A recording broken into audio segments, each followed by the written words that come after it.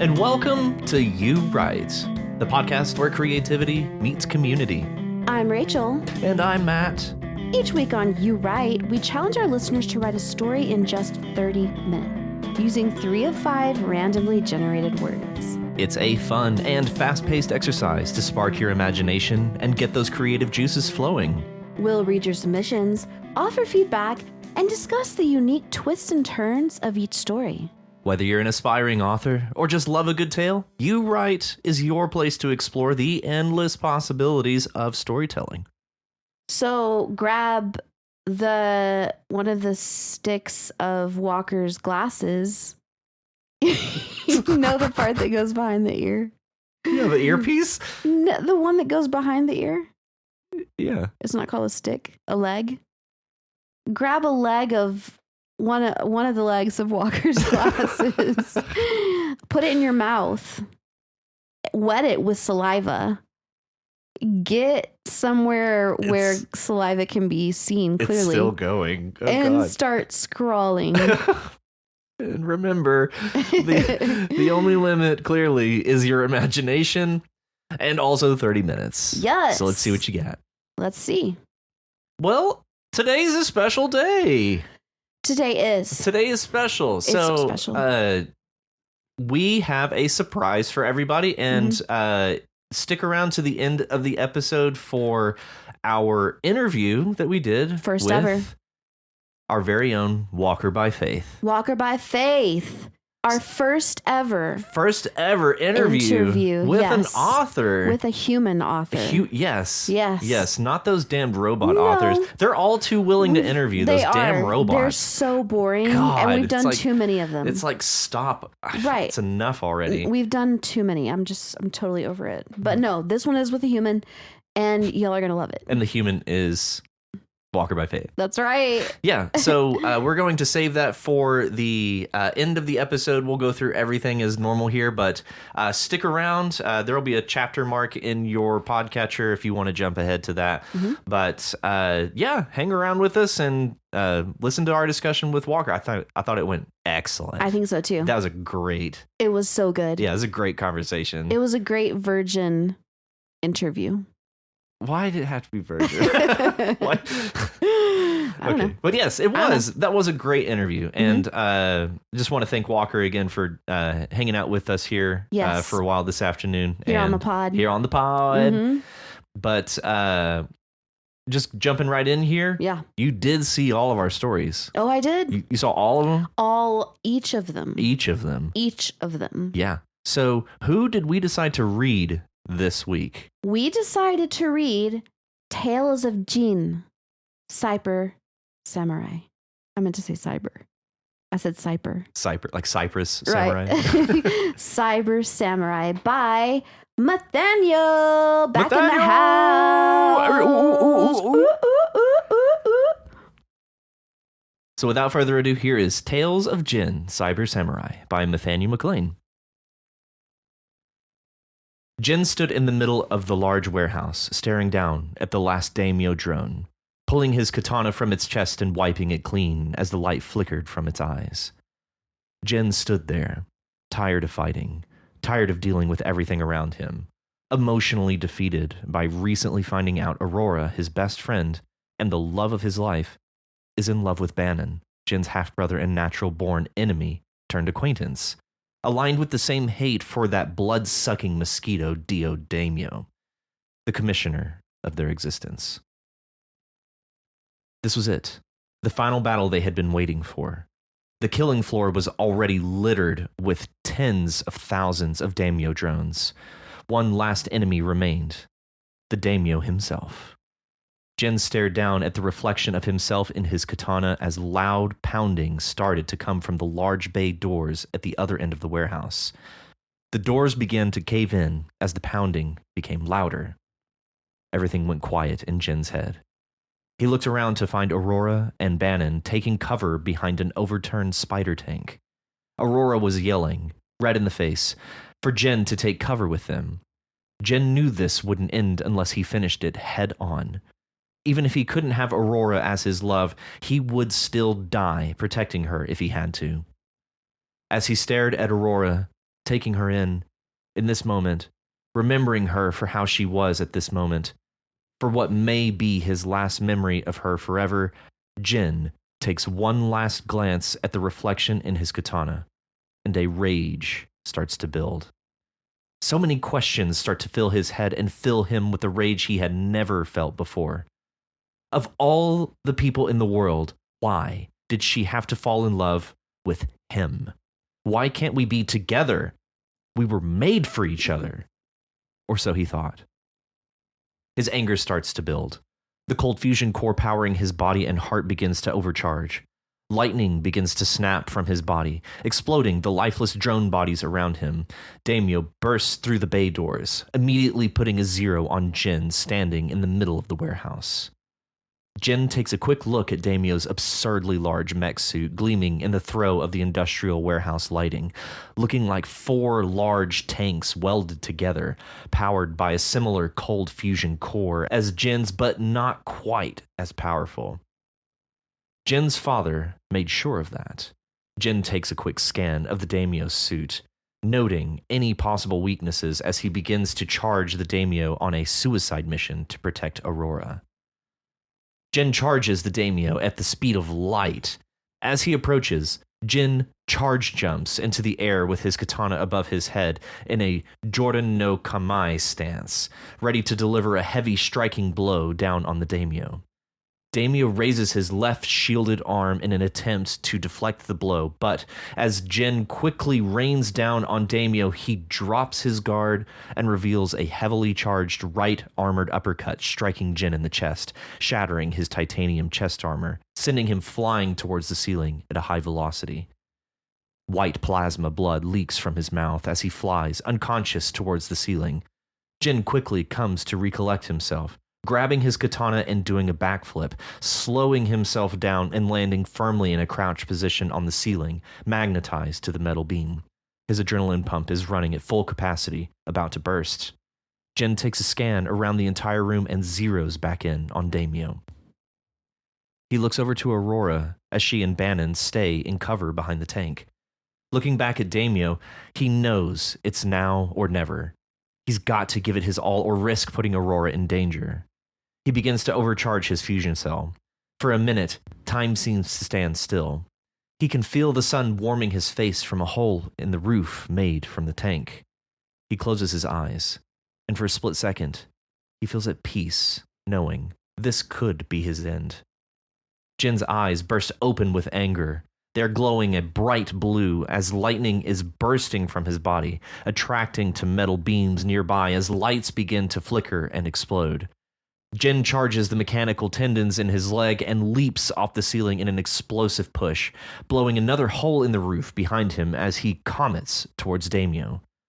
The Daimyo stands tall, with both shielded arms in an X in front of him to cover his head and chest. Jin raises his katana over his head as he goes supernova, approaching the Daimyo. With a nuclear explosion, Jin collides with Daimyo.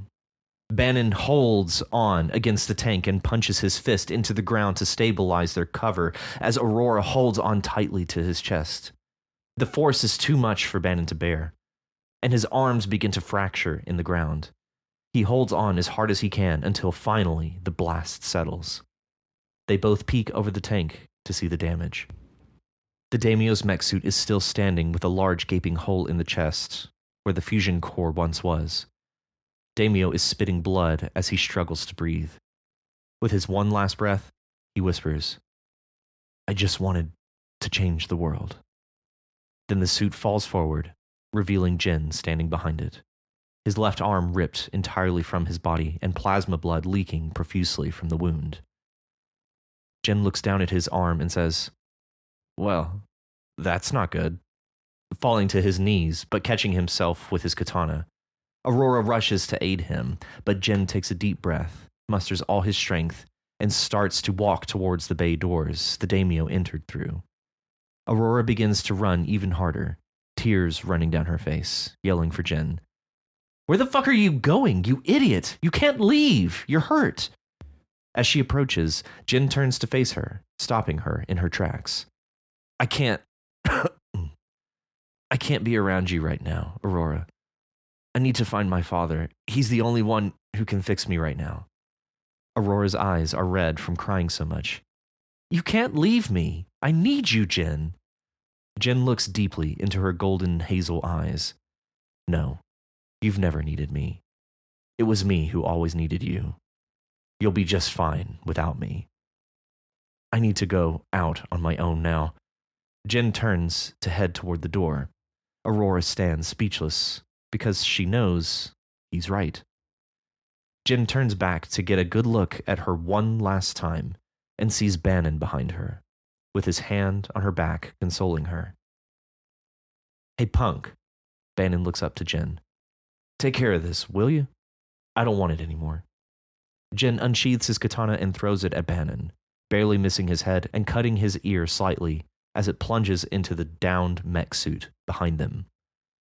Bannon gives a slight smirk as Jen disappears in the darkness of the hallway, leaving a blood trail behind him, deeply wounded, but still alive. Excellent. Excellent, Nathaniel. Yes, Nathaniel came back with a bang. Came back with bars. That's right. Dang. Yeah. Wow, dude, this is fun. This It is very fun It read. is fun. I really enjoyed this. I also really appreciated the like interpersonal thread that was going through, because I've found that I'm actually a stereotypical female, and the fact that just pure action sequence is really hard for me to like latch onto.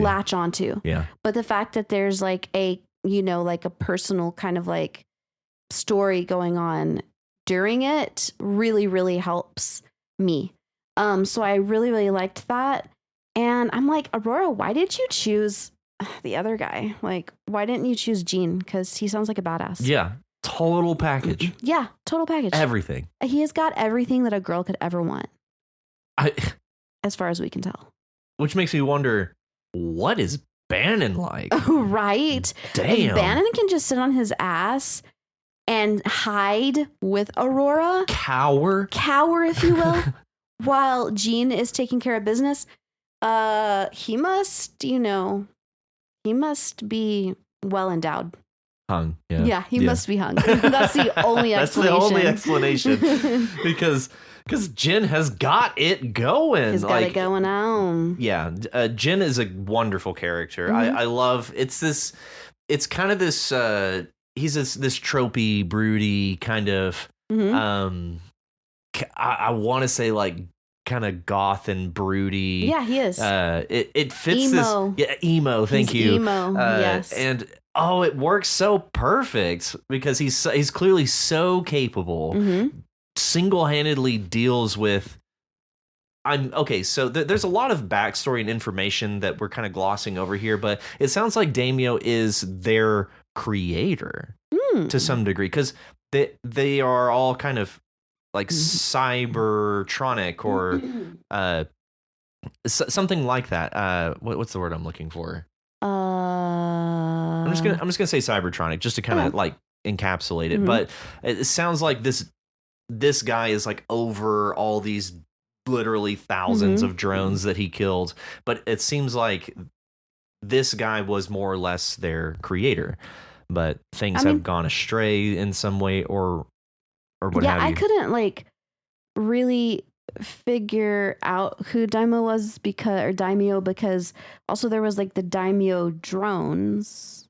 Yeah. You know? Yeah. So I'm like, is Daimyo a grandpappy drone? But then like I guess I can like see where you're coming from by saying he's the creator, because of at the end when he's like, I just wanted to change the world or something, like he is some like benevolent being or something. Well, yeah, and even in the first paragraph, when which by the way, this sentence is a hell of a thing. I'm going to read it again. Emotionally defeated and recently finding out Aurora, his best friend and his love of his life, is in love with Bannon, Jin's half-brother and natural-born enemy turned acquaintance, aligned with the same hate for that blood-sucking mosquito, Daimyo, their commissioner, the commissioner of their existence. So that's what clued me into thinking that he is the creator of not only these drones, but also maybe the bodies that they inhabit, almost like they are post-human, Okay, yeah. something like that. Oh, yeah. I can see that. Yeah. Hmm. Yeah, so that opening paragraph, I made a note of it because it's doing work. Yeah. Even just that one sentence alone is laying so much groundwork, almost to the point that I want it like, you can almost not necessarily spread it out, but give it a couple more sentences to kind of breathe a little bit, because I did have to read it a couple times. But man, that opening paragraph really gets the ball rolling. Excellent work there. I do wonder about Daimyo, because at first I'm like, okay, he's just a bad guy, because it's like a blood-sucking mosquito, you know, and that our protagonist hates him. But then when he, at the end, when he's like bleeding, because I was seeing him as like a machine, but then at the end when he's bleeding and he's like, I just wanted to change the world, then I started to be like, oh, is he just bad, or is he multi-layered? Yeah, and he's the only, because like whenever Jin is injured, it's like plasma blood or something. And so he seems to be the only human in this room, which I can't say that we know enough about Aurora to say that she is or is not. We don't really know. Cybertronic or post-human, however we want to describe Cybernetic. it. Sure. Yeah. But there's so much that pops up here that it just feels like there's so much opportunity to get backstory or to just progress the story. I'm not sure, but I especially liked this part when we're talking about Jin and his cold fusion core, but Daimyo's is not as powerful as Jin's, and Jin's father made sure of that. There's a wider angle there, and I'm sure that because it's kind of how we leave Jin, as he's going off to see Dad so he can get fixed up. So it feels like that's where we're continuing, but you set us up for that continuation about halfway through, which was, I thought, very well handled. Like that just kind of piqued my curiosity in the middle, and then you paid off my curiosity by saying like, yep, that's where he's going back to Dad. So it's pretty cool. I was interested in the turn. For me, it took a turn because I thought that Jean was going to just be like, fuck you guys. Because when he gets really angry and he's like, she's supposed to be in love with me or something like that, you know? And I thought he was going to like turn on them. Or like throw them under the bus or something. But he didn't. He continued to defend them. Well, especially Aurora. And then he even gives Danner, what's that guy's name? Bannon. He even gives Bannon. Samsonite. I was way off. Yes. He gives Bannon his katana even to, I'm assuming, to protect Aurora with. Yeah, and the reason why, he just says I don't want it. Right. Maybe that is his ulterior motive. I hadn't thought about that. It's like protect her. Like that's the whole reason I have it. So now it's yours. But he, under the guise of I don't want it. Right. Again, that kind of emo, brooding kind of quality. Yeah. Jin is perfect for that. He's a tortured poet. Yeah. A tortured genius. Warrior poet. Yes. Yes. I could really kind of like relate to the conversation towards the end between Jean and Aurora. Whenever she's like, no, don't go. And she's like, I need you. And he's like, no, it was always me who needed you, you know? And Jen's got bars. Yeah. But I mean, I don't know. I feel like that's very like accurate. Yeah. That happens a lot, I feel. Yeah. You know, it's like the girl, you know, the guy's in love with the girl and she loves him too, but knows that they have no future together, but still wants to take care of him and doesn't want him to go. But he has to cut himself loose. Yeah. Because she's not going to do it. Yeah. You know? Because she'll just keep stringing him along. Exactly. In one capacity or another. Right. Yeah. Not out of bad intentions or motives necessarily, but just in an effort to not hurt him. Or herself even. Right. It can also be a selfish Yeah, thing. totally. Yeah. And so, but finally he just has to, cut himself loose. Yeah. Mm-hmm. Yeah, absolutely. Yeah. One last thought. I love this interjection before he jumps into this fight. Why can't we be together? We were made for each other.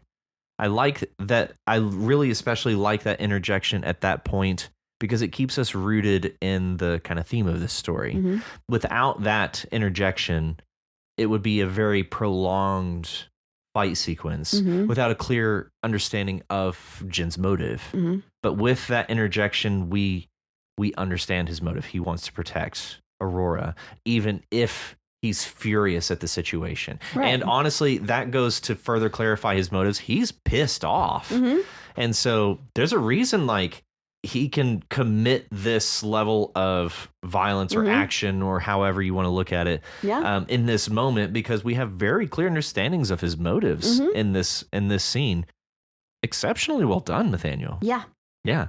I was impressed with it being your first one since you've been back. Yeah. Since you've been gone, I can't breathe for the first time. Oh, wow. That was cool. What? So moving on, yeah. Your weird whistle thing.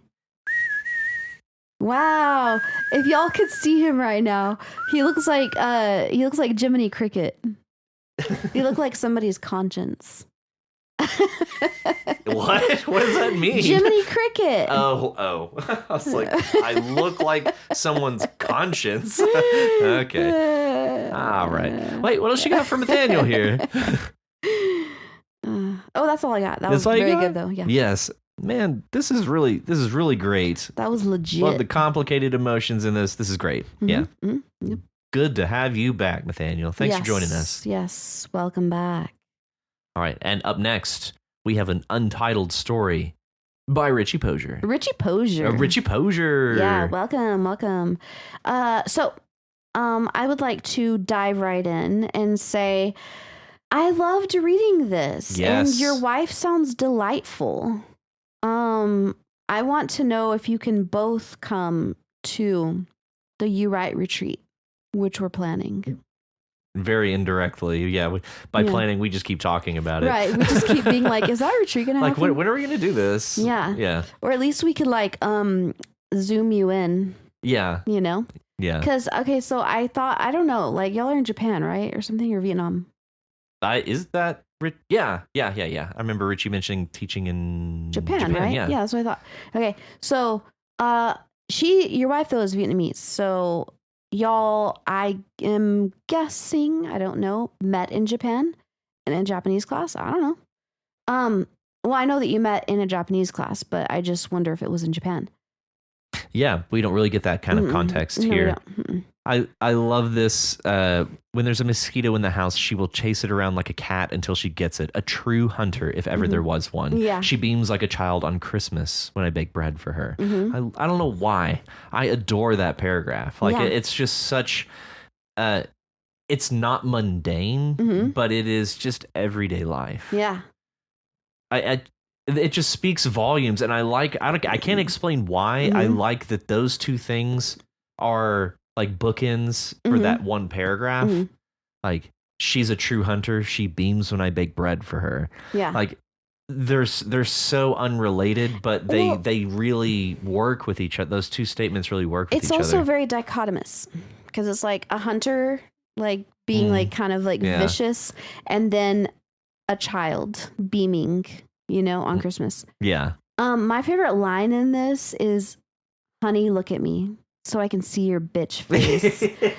That made me laugh so hard. Oh, that's so good. Yes, and I actually Googled it. Is that a quote from Prison Break? Because I looked it up and I couldn't find it. Oh, I don't know. I actually haven't seen Prison Break. I haven't either. Yeah. But I looked it up and I was like, that is a hilarious thing to say right after there's a death in the family. Yeah. Yeah. It's like, I feel like maybe she didn't start out that she was going to say that. She was just like, "Honey, look at me." And then she like throws that in. It just like felt right. Yeah. So I can see your bitch face. So I can see your bitch face. I love that. That was hilarious. I was like, okay, she sounds hilarious. Oh, no, yeah. Perfect comedic timing. Impeccable is how it's described. Yeah. Yeah, there's something to be said about knowing when to crack a joke and when it's going to really, really help someone. And yeah, that's she sounds absolutely lovely. She does. She really does. She sounds really funny. Yeah. Yeah, so it's just so many descriptions and so many different instances of everyday life. Again, none of it feels like mundane. Like they're all kind of, they're special in their own way. Like none of it strikes me as like this is just mundane everyday things. Like even simple things like the way she'll touch her cold feet to like under the covers or something. Yeah. And it's like that those simple little details, it's like, yes, that is part of love. Yeah. Is dealing with that crap. Yeah, like it's true. With cold limbs under the sheets. But like, and at the same time, like, yeah, that really is love. Yeah. Yeah. I love all the angles that we get to see of this relationship and what this love looks like. Right. Yeah. I love how you describe how when she took your son back to Vietnam, you were so lonely and you missed her so much. I love that because that's like a great indicator of your true feelings. Yeah. You know? Yeah.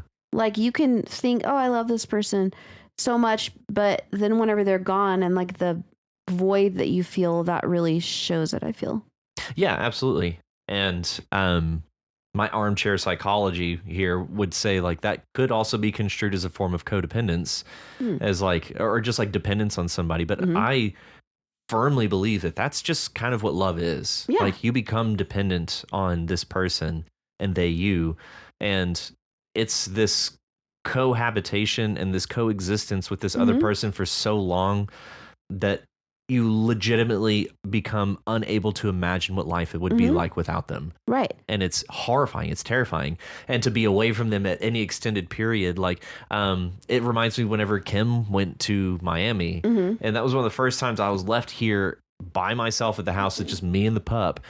And I was like, I forgot how lonely it can be by yourself. Yeah. Like I'm generally a kind of solitary person. Like I can for extended periods just be by myself and not be too like feel too upset or too lonely or anything like that. But after some days of Kim being gone, it's like this is genuinely like upsetting. Yeah. You're like, baby, come back. Yes. You can blame it all on me. Baby, come back.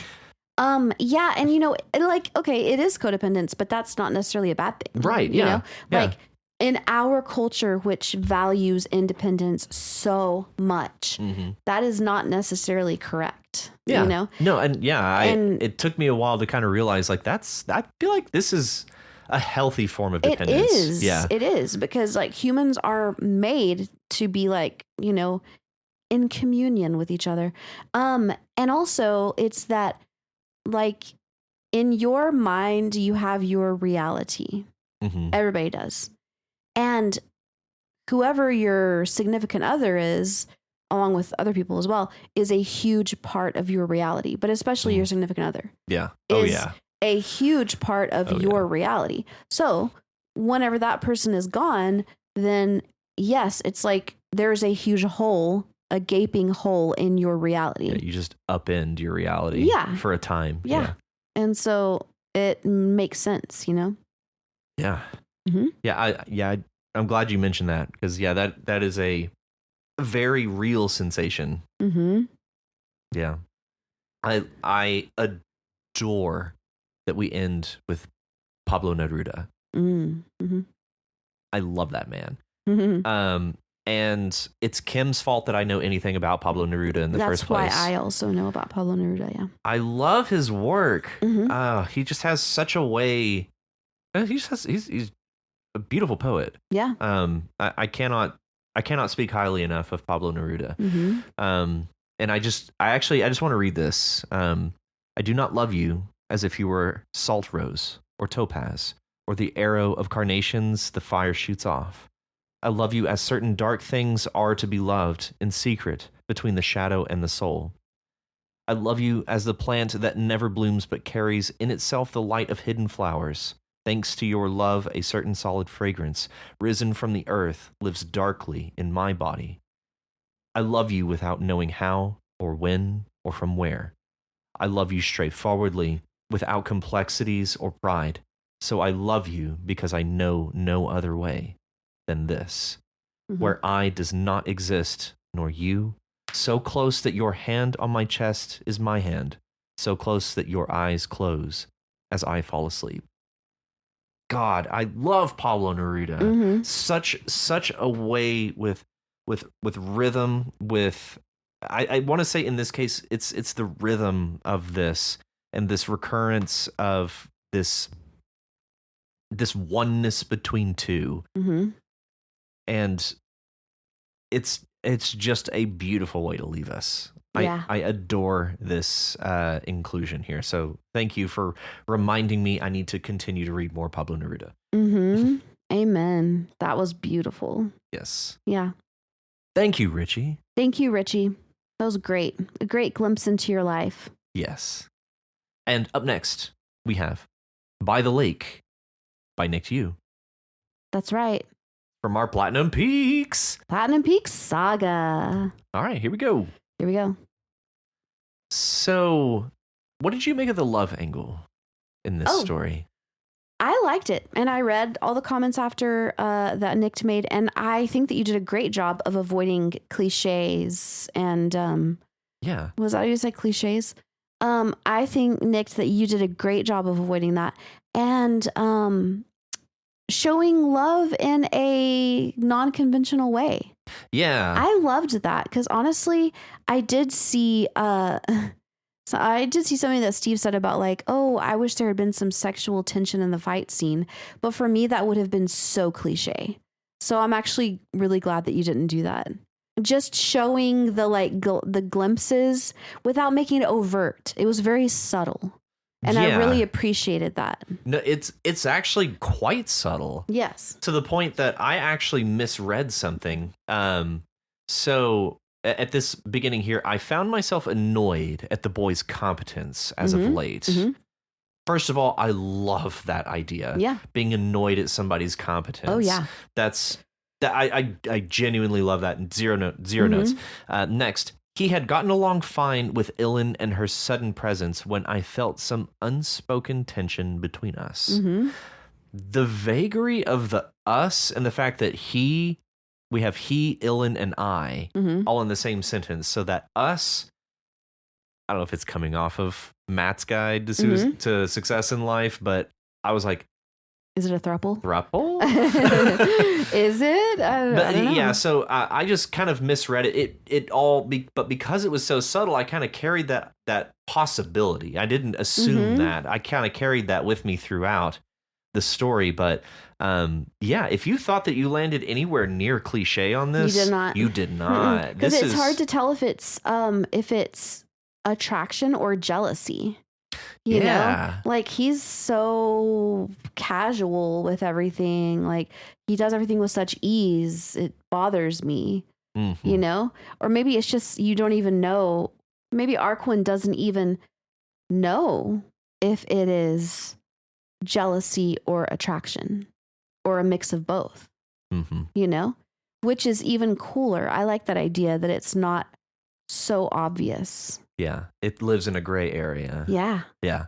Just some feeling that Arquin is experiencing, but doesn't really know what to make of it. Yeah, almost like a liminal sensation. Yeah. Like you can't really pin it down. Right. Yeah.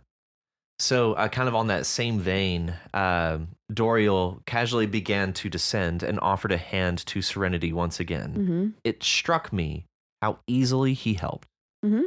Again, I love that sentiment, and I love the simplicity of the writing there. Yeah, me too. It's like really capturing this feeling or act. It's like stating something so simple that it would never be stated. Right, yeah, you know? Almost like tacit knowledge. Yeah, exactly. Yeah. Exactly. Yeah, it's so succinct and to the point, and and beautiful nonetheless. Yeah, it's like you're always having, because I've had that exact feeling, but I was never able to put my finger on it like that. Yeah. Like it was like I have known, and I know people who are like that, and I've had that feeling, and also had a mixture of maybe envy that they were like that. Yeah, just capable of just doing that, and maybe some type of respect, maybe some type of attraction. I don't know, But I never ever had the ability to verbalize it like that. Yeah, no, that is one of my favorite lines that I think you've submitted to us. It struck me how easily he helped. It's like poetry. Yeah. And it's just how succinct it is. Like I love that. Yeah. I love that. Yeah, I could just glow over this story because this is beautiful. I think you did a wonderful job with this. And the way that we end it, a glint appeared in his eye, and he said, "All right," as they begin to spar in an element that they're both uncomfortable in. Yeah. Yeah. She is air, he is earth, and here they are in, I assume, like waist deep in water. Yeah. Yeah. But I also I want to mention, after the thing about how easily he helped is like, "Do you think I need help?" I asked. "No, but maybe you wanted it," he said. I love that too. Because that's also stating simply, it's like, you might feel that, but it's so subconscious that you can't verbalize it. But he's just like, but I know people like that too, who will just like state tacit things like that. Yeah. And so I love that. Yeah. And it's a kind of form of brutal honesty. Yeah. And it's not even necessarily brutal. It's just frank and transparent. Borderline, like without a filter. And so I love this quality that we're getting out of Doriel. Like we have not seen anything like this from him before. Doriel sounds cool. Yeah, and it just kind of, I love the dynamicism of his character. Like he is changing on the page every time we see him. Because I think one of the last times we saw him, he's getting shoved out of a tower for saying something stupid. Yeah. Which was, at the time, it's quite funny. But so we're just really starting to see some growth from somebody we don't get a lot of time with. This is fun. It is fun. This is a lot of fun. This is actually my favorite installment of the Platinum Peak saga. I would agree. Yeah, I think I have to agree. Yeah. And I also like the at the beginning where it's like, why are we doing this? Maybe it's shared hardship. I really like this part because it's like, I've never bonded as much with someone as on bad days when the cart breaks or the horse dies or a field catches fire. When I read that, I was just like, so true. Yeah, absolutely. So true. It's like you go through some shit with somebody, that's like a forever bond. Yeah. Yeah. Lifelong bond. Yeah. Even if you do not like that person, you'll never forget them. They'll never forget you. Because you had to like pull together to get through this. Yeah. Yeah. Amazing. Yeah. Excellent story by the lake. Thank you, Nick, to you. Thank you, Nick. That was great. Excellent. All right. And our next story, Balancing Relationships. Yes. By Steve Living Room. See. Okay. So this is another kind of, we'll call it like a how-to guide from Steve. Right, yeah. So this kind of goes back to like his eating healthy. Yes. And things like that. So sounds like Steve wrote this maybe some time ago. For a health class, I believe. Oh, yes, that's right. That's right. So there's we're going to kind of move through this pretty quickly because this is a pretty long one here. But we just kind of get some general pointers on what it's like for Steve in this relationship and how his relationship has succeeded. And they're fairly simple things. First, being yourself. Yeah. And I have to say, absolutely. You must always just be yourself and respect yourself and respect your partner. Moving on, we have trying too hard. And yes, that is certainly a pitfall. that you can fall into. Mm-hmm. But on the flip side, I would say not trying is equally a pitfall. It's a balancing act. Yeah, totally. And I feel like a lot of what we can ascertain from this story is it is a balancing act. Yes. So that kind of seems to be a theme that we work with through here. It's a give and take. Yeah. It's being yourself and allowing them to be themselves. Trying too hard, but not trying too hard, but not trying too little. It's walking a very fine line, and that kind of seems to be what we're working with here. Mm-hmm. Yes. Yeah. And then we have so the foundation, being honest with each other from the beginning, absolutely, because you definitely don't want to end up married to somebody that you don't really know. Right. Yeah. I just was listening to, FMX. Yeah. No, not FMX. Rock 101.1. Okay, both local radio stations Yes. here in the 806. Well, actually, yes, but the show that I listened to is out of San Antonio. Oh, okay. In the morning. It's lame. Okay, it's ridiculous, but when I'm driving to work. Anyway, and the question of the day was, does your wife look like a completely different person with and without makeup? And this one guy called in, clearly bitter, and he was like, I didn't see my wife without makeup until we'd been married for 2 years. And it was horrifying. Yeah, that's like you married a visual lie. Yes. Yeah. Oh yeah, I have a friend who calls that false advertising. Yeah. Yeah. Yeah. Because you're like, this is what I look like. Maybe also you're wearing like some Spanx, a push-up bra. I don't know. But then when you get down to the nitty gritty, that's not really what they look like. Folds and wrinkles and yeah. Yes. And so yeah, that just kind of reminded me of that, because it's like, yeah, do be yourself and let the other person see who you really are. Yeah, absolutely. Yes. Yeah, I think that kind of moves into also talking through it, which is basically be transparent. Yeah. And that kind of seems to be another theme, just transparency and honesty in everything, in who you are, in what you say, in what you're capable of doing and what you're not capable of doing. So yeah, love that false advertising. Yeah. My mind's just kind of circulating around that idea. Yeah. Yeah. Or if you are in a relationship and you show only your best foot forward all the time, unsustainable. It's unsustainable. Yeah.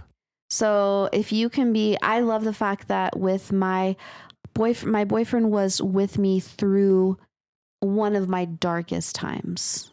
And that was when I went crazy last year. And I was not fun to be around at all, but he still stood by me, and I'm like, okay, if he can stay with me through that, that says a lot. Absolutely. Yeah. And Kim and I have similar experiences. Yes. She's been with and through my worst times in my life. Yeah. And always sees me through it. Yeah. Sees me out of that hole. Yeah. It's amazing. Yeah. Kim is a good one. She's a keeper, man. She's a fucking keeper. Don't tell her I said that. No, I was about to say, don't tell her that I said that. This doesn't go out of this room except for onto the podcast, which she will listen to. Until it hits the internet. Until it goes live tomorrow, and then she'll hear it. But yeah, let's not talk of it again. Okay, so yeah, I like that. Timing. I don't know how I feel about that part. Yeah. The best thing I've learned about timing and finding the right one is that you need to make yourself happy first. So I don't know if that's necessarily timing. I think that's more know thyself. Oh yeah. And are you ready for a relationship? So yeah, I guess that is a part of timing. Yeah. But I feel like that's work on yourself first. I feel like that's priorities. Yeah. You got to get your own shit together first. Yeah. Yeah. I've always had the philosophy that people at their root are selfish creatures, selfish beings. And it's not until we satisfy our selfish needs that we can begin to be selfless. Yeah. Basically, put on your own oxygen mask, then help somebody else. Right. It's like Maslow's hierarchy of needs. You could even say id, ego, super ego. Yeah. Like they're everything. One is built on the next is built on the next. So Right. yeah. True that. Definitely. Okay, so I like the part about talking through it. I think that's very, very true that you should be able to hear each other's opinions. And then I was having flashbacks to a few days ago with my boyfriend when he was telling me something and I just started being like, just literally shouting at him. Yes, just like drown him out. And he was like, why are you doing that? Why would you do this? And I was like, I'm a horrible significant other. I'm so sorry. But offered no explanation, just I'm horrible. Ain't I the worst?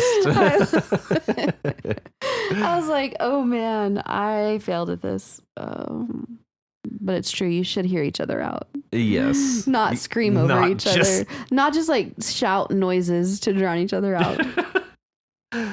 Then we arrive at rules. Yeah. So we're up to rules. Yeah, basically kind of setting boundaries. One person may need a break to avoid lashing out, things like that. Yeah, boundaries, even literal physical boundaries. Like, if I'm in here, you do not come in here. Yeah. Right. Yeah, you leave me the hell alone. Like, you can stand at the doorway and you can talk to me, but you don't come in here. Right. Yeah. And then we arrive at what I think is the crux, the right balance. Yes. I think that this is basically what we've been talking about. Like this, you could encapsulate almost the entire story under this category of the right balance. So I do feel like successful relationships are all about, it's a balancing act. Oh, yeah. In every aspect. Totally. The push and the pull. The ups, the downs. Yep. The rich, the poor. It's in wedding vows, for crying out loud. Yeah. So it's all about how to deal with imbalance. Yeah. And how to recognize what actually is balance. So that is Matt on love. Yeah, nice. Yeah. The give and the take, yeah. I feel like is the hardest part. It really is. Yeah. And recognizing when to give. Right. And knowing when to stop taking. Right. Yeah. And also knowing when to stop giving. Yeah. And to start taking. Yeah, exactly. Yeah. There's, yeah, exactly. Yeah. What else you got for Steve? I think that's all I got. Thank you, Steve. Thank Appreciate you, Steve. Thanks for being here. Yes. And up next, we have The Being of My Dreams. Yes. By Jake. Yes. Okay. Wow. Yeah. This was fucking weird. I fucking love this. Me too. This is amazing. I loved it too. I loved it. Honestly, I loved it even more before I found out that it was a metaphor for just a human on the first date. Yeah. Because thinking of you're literally like becoming intimate with an obelisk. I really liked that. Yes.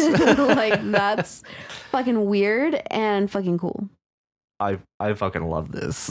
I did too. I liked that Riley, the obelisk, doesn't even talk really, but you were still able to. But now I just see it so differently now that I know that it was just a metaphor for a person. Yeah. You know? Yeah. So, okay, so you couldn't really like discern what they were saying at first just because of like nerves or like unfamiliarity or something. I thought you were going to say because nerds. Because nerds are nerdy. So, you know, what do you do? They say stuff about like stuff. Star Trek and shit. Like, right. And you're just like, what the fuck are you saying? Man, this is so clever. This is just so creative. This line, the images that it showed me were accompanied by garbles of some kind of language that I didn't recognize. Now, I'm a modern man, and I don't want to be intolerant, so I rolled along with it. In fact, somewhere in the mashed together vowels and consonants, I heard its name. Yeah. I think it's called Riley. Yeah. Or at least that's what it's been responding to so far. Yeah. It's so fun. In the paragraph above that, I was really interested where it's like, what flooded into my frontal lobe, I can never repeat. I'm not sure, but I feel like my ability to understand what it showed me would be deepened by the speaking of it. That just was so like abstract that I was just like, wow, okay. To like see this obelisk and to just have something flood into your frontal lobe that you can't repeat. That's just so abstract. I just loved it. Oh, yeah. Yeah, and it's like, I'm just immediately filled with like, well, what was it? Yeah. Well, what was it? Yeah. And by can't repeat, does that mean he can't verbalize it? Like incapable of? Or does it mean unwilling? Or does it mean it will never happen again? Oh. You know, like it's unrepeatable. Yeah, the experience itself. Yeah. I see. Yeah. Huh. I don't know. That can be interpreted a lot of ways. You're right. That is a very abstract thing. Right. See, we can't even we just can say thing. It's the only word to describe it. And right now, I'm still in the glow of a mysterious new romance. Mm-hmm. Needless to say, I was intrigued. Me too, Jake. I'm intrigued. Yeah. Like, what is this? Yeah. I never met someone so honest and open about their interests. So I guess we can maybe infer that was part of what flooded in was this obelisk's interests. Yes. And just how open they were about it. Right. Even if they aren't conventional. Yeah. And then where it's like, it wasn't until I had been talking for what seemed like ages that I noticed a black mass of emptiness stretched across my knee. Yeah. That's just so weird. That's so cool, man. It is. It's like, that is how Riley is getting intimate. Especially like, once you take this idea, like this is a metaphor, this black mass of emptiness. Basically, you could call that like this person still has no idea who Riley actually is. Mm-hmm. They're just a void that occupies space and time with them. Yeah. And so like that is so clever. Like I just when I finished this, I was just grinning like, what happened here? And then I just dove off into the comments. I was like, man, this is like this is fun, Jake. Mm-hmm. I am genuinely curious how you came up with this. I am too. This is wow. And this just kind of feels like this can just stand by itself. Like it doesn't need to go anywhere. Just as it is. I love, and it's really funny where it's like, Riley doesn't speak in the usual way, but from the mental flashes and unintelligible screams, I picked up the vibe. And you're just there for it. She's like, okay, this is what we're doing? Okay. I picked up the vibe. Right. Just oh my gosh. I love this. I love this idea of dating an eldritch horror. This is absolutely delightful. It is. By the time the meal was over, I figured it was time to say goodbye. Time apart makes the heart grow fonder, as they say. I could tell Riley wanted me to stay, but I know better than to fall too fast. So I said goodnight, gave them a quick peck on the cheek, I think. Anyway, I saw my own death and the eternal torment that awaits me afterwards, and I turned around to go home. Just so, like, holy shit. Actually, I want to know what exactly that means. Like, you mean you saw your own death and the eternal torment that awaited me afterwards? Do you mean after parting ways, or that you saw the future and the eternal torment that comes with a long-term relationship? Or it could be, I saw my own death and the eternal torment that awaits me after death. Right. And that's kind of the way I read it, because it's all strung together that way. But I also, coming back to the metaphor, this could be a toxic relationship. This could be like this could be a way of kind of going into like this person doesn't know what a bad person looks like. Like Riley is just a horrible, horrible person. And this is kind of a way of them, I guess, coping with this, or I'm having trouble kind of like pinning down how to say this, but like somebody who's in a toxic relationship. Uh-huh. That's kind of the way that our point of view character reads, if we take this at like the metaphor value. Okay. And that But that peck on person's just like a the void. cheek, and Yeah. I saw my own death and my eternal torment, and I turned around to go home. Uh-huh.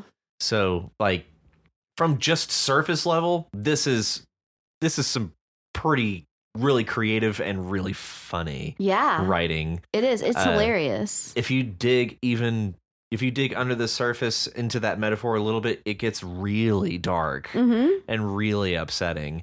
So you're walking a very, very fine line, and this is fun. It is. This is so much fun.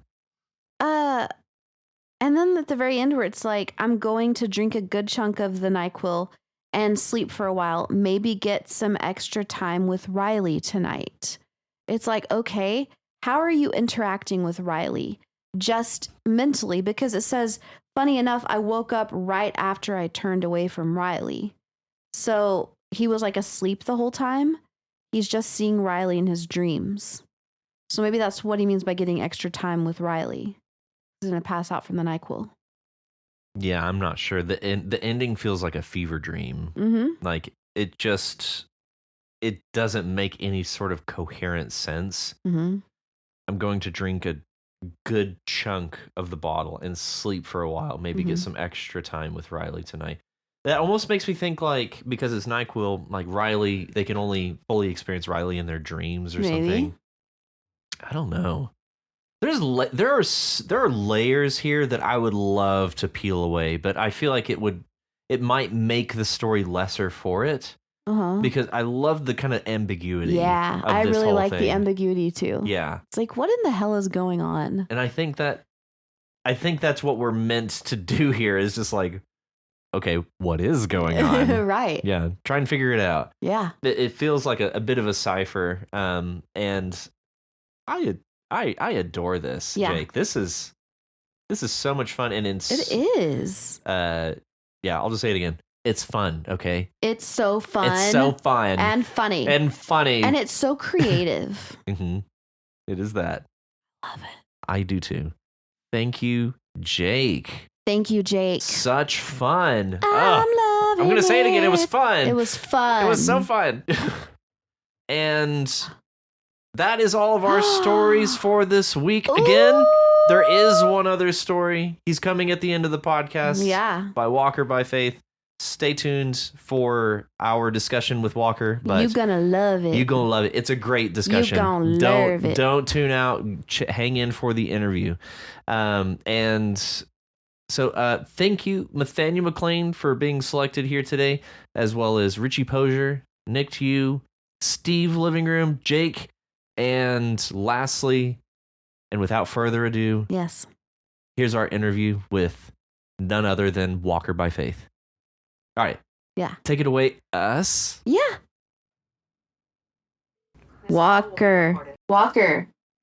Hello. The infamous Rachel. Oh my Pleasure God. to meet you. Wow, you sound so much nerdier in your voice, actually. I mean, you've read the words I've written and you're surprised at this point? No, I'm really not. I've braced myself for it. Yes. You're dealing with a double dose of nerd this evening, apparently. Oh, yes. Or this morning, because we are live on Friday morning. We're in the future right now. Yes, this is the future. Right. Welcome. I was thinking about that earlier, and it was kind of tripping me out because I know that you both typically record your episodes on Wednesday evening based upon, prior comments on the pod. And so I was thinking about how this conversation will be heard live Friday morning from my words spoken Thursday into a Wednesday recording of the podcast. And I lost the train at that point. Right. Yeah. Yeah. And that is basically the theory of relativity in a nutshell. That's it. Yeah. That's it. That explains Just it. sum it up. You just summed that bitch up. And I didn't even need a bunch of doctorate degrees. I just needed an opportunity. Amazing. Yeah, so it is an honor to be here. Thank you all for having me on the show. Absolutely. Thank you for joining us. And don't think us too quick because we're just getting started. So, oh my goodness, I may regret what I have signed up for. So yes, we're gonna torture your ass. Yeah. You know, it wouldn't be the first time, and if it's like the last time, I can only hope it's just as enjoyable. Okay, excellent. Right on. Okay. So, well, first of all, we're gonna. How do I say this? We got some bones to pick with you. Yeah. Walker. Yeah. So, first, just for the record, could you just go ahead and state your name for us, please? Yes, absolutely. This is Michael Walker, known in the U-Right community as U/walkerbyfaith, and I do a lot of other things as well. Okay. And you understand why you've been brought before us here today, correct? It seems like you all had a problem with the type of writing that I was doing for the podcast. I mean, it vacillated between laughing hilarity and holy crap, what are you doing? So I'm assuming it's something related to that. Mm-hmm. So Walker, my first question is, you think you're a clever guy, huh? I don't really think that I'm a clever guy, to be honest with you, but I do enjoy being clever, if that makes sense. Okay. The clever guys listening will understand. Okay, so look, we're talking about. Can you tell just our listeners like the work that brought you here before us here today? Yes, I've recently been writing week after week, grinding out on a topic that nobody seems to want to talk about. And maybe there's a good reason, but I thought, why not? In honor of your co-host there, Matt, I started penning, Rachel's Guide to Suicide Success. And it ended up being a 10 chapter, if you will, installment. And I was quite pleased with it. So you describe yourself as pleased with this work. Okay. Yes. Okay. Yeah. Excellent. Yeah. So Walker, do you fantasize about being white saved? Only if it's by you, sweetie. Oh, I'm kidding. Okay. Apparently, I need to spend some time in Mongolia for that to happen, though. So it's unlikely. It's unlikely at this point. You also have to be white. So. Yes, I mean, I am white for sure, but however, I am in a multicultural relationship, shall we say. My wife is black, my stepsons, all my grandkids.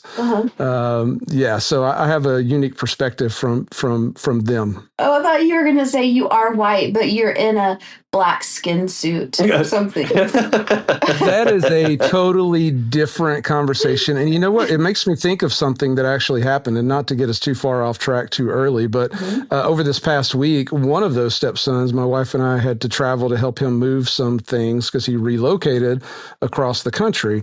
And in his new place of locale, I was in a hotel randomly trying to get a drink from vending. And as I'm picking out and making my selection, I had the thought of, why does this hotel have a mascot, and why is this mascot looking over my shoulder? And I glanced around and met my very first furry. No. I did. Wow. I did. Red letter day. Yeah. It was. And so I paid for my drink and then politely asked her if I could take a photo with her, and asked her name. And it was a very unique and interesting experience. That's for sure. Amazing. I'm so glad you got to experience that. Yes. Furry community. Yes. And I did not venture into the furry community, to be clear. However, I had my first encounter. They found you. Yes. The furry community they sought you out. Yeah. Excellent. The furry community found you. Okay, so so I just want to say I'm just doing research to my next work that I'm working on. Of course. Yes. Yes, multifaceted, multicultural. Yes. Excellent. Right. So essentially, Walker, you have been charged with breaking the don't talk about it rule. You're weaponizing humor on a topic everyone knows should be solemn, making readers laugh and feel things, daring to point out hypocrisy in how society addresses mental health, and writing themes that challenge moral comfort zones. My question is, how the hell do you sleep at night? Well, I don't want to overcomplicate the answer to that. So the short answer is in my bed. Right. I could even expand on that, but I don't think you guys want to know too many details around my actual sleeping habits. However, what I will say is very well, because it's a calling, to be able to take something that is complicated, that is emotionally charged, and even societally looked down upon or condemned, and speak about it in a frank and open way, almost destigmatizes it a bit, so that hopefully others can at some point speak about it and get the help that they need. And that's really, not to get too serious too quick, but that's really what this work was all about. I like it. I love that. What exactly inspired you to write a multi-entry serial work satirizing suicide and its methods, with me at its core? Well, I mean, nothing says a messed up perspective like Rachel, right? Wow. I mean, thank you. Yeah, high praise. Thank you. That's actually really flattering. Yeah. No, I meant it in a flattering way for sure, because it is 100% accurate that back weeks and weeks and weeks ago on the pod, because as you have already mentioned, I am a nerd. And so I listen and try to join in every week, unless life is just too crazy that I cannot. But I was listening to your commentary, both yours and Matt's, on the introductory or the prologue to Olivia's Treehouse, which was a piece that I had started writing as a novel concept 10 or 11 years ago. And I resurrected it for the challenge, and I entered it. And that piece starts off with the patriarch's suicide and the fallout of his family after that. And as that story continued, for what I've written so far, the main character, Olivia, there's some growth and development in her life, and she's got a lot of messed up situations going on as well. But as you all were talking about that, and talking about the mixture of solemnity and humor in the matriarch's reactions to the letter, and taking out the night table and pill bottle and things of that nature, and calling it a murder weapon, all of those things you all picked up on. But during that, Rachel specifically started vamping on all the different ways that this patriarch could have killed himself and not left such a mess for Gracie to have to clean up. I do recall that discussion. Yes. All it took. It sparked the idea, and I didn't know that it was going to turn into a series. It just sparked the idea in the beginning, and I knew that Matt, as I do, often listens to things, or I believe that it's you. It might be the other Matt in Doof Media that listens to audiobooks a lot. So that I also do. Yes. And I thought you had spoken about that as well, but that started circulating in my mind, and so that gave the idea of creating it as something to be read, and that creating it as something to be read also sparked the tone of the piece, which was more of a conversational tone of Rachel, quote unquote, speaking. And that's really all it took. Love it. So it just kind of evolved from there. Snowball. It sure did. Yeah, love it. And every week, as you all would speak about the piece and give feedback of, Matt specifically would give feedback of, well, at some point you almost have to break if there is a fourth wall in a novel, and speak directly to the listener, like, hey, y'all know this is ridiculous, right? And so I started to incorporate more into that, more and more of that into the piece, until eventually it became the downward spiral of the author until she got help. Mm-hmm. Excellent. Yeah, I loved that aspect of Rachel's Guide. Yes. I love this, how it's just constantly devolving, and she's just deteriorating. It's just, everything's just getting shorter and shorter, and she just starts rapid firing at the end. Yeah. Like, here, just do at this. The end, right. You don't even get a chapter for each one. You might get a paragraph or two, Right. And because she's just trying to get all the ideas out of her head at that point. Yes. Yeah. Trying to wrap things up. Exactly.